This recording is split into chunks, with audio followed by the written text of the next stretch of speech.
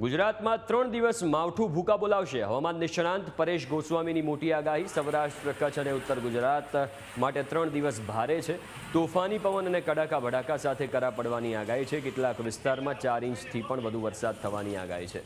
વાવ, થરાદ, બનાસકાંઠા, સાબરકાંઠા, પાટણ, મહેસાણામાં ભારે વરસાદ પડશે. ભુજ, ભચાઉ, રાપરમાં પણ ભારે વરસાદની આગાહી છે. સુરેન્દ્રનગર, મોરબી, બોટાદમાં પણ કમોસમી વરસાદ થશે. રાજકોટ, જૂનાગઢ, ગીર સોમનાથ, પોરબંદર, જામનગર, દ્વારકામાં પણ માવઠું વારો પાડશે. પાકિસ્તાન પર બનેલું સાયક્લોનિક સર્ક્યુલેશન ગુજરાત પરથી પસાર થઈ રહ્યું છે. ગુજરાત માટે 3 દિવસ અતિ ભારે છે. સાયક્લોનિક સર્ક્યુલેશનની અસર આખા ગુજરાતમાં થશે. 9 અને 10 તારીખે પણ અનેક વિસ્તારમાં વરસાદી ઝાપટા પડશે.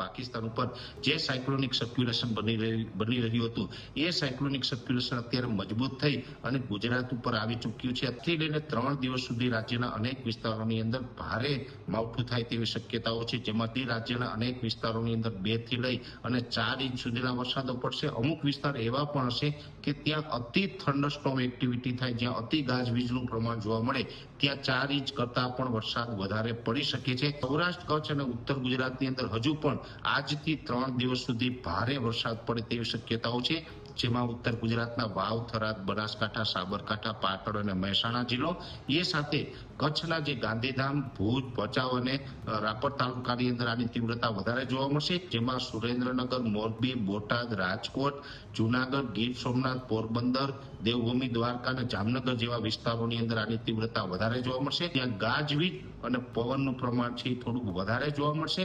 જો કે આ માવઠાને કારણે આપણે અનેક પ્રકારના નુકસાન છે ગુજરાતમાં થશે.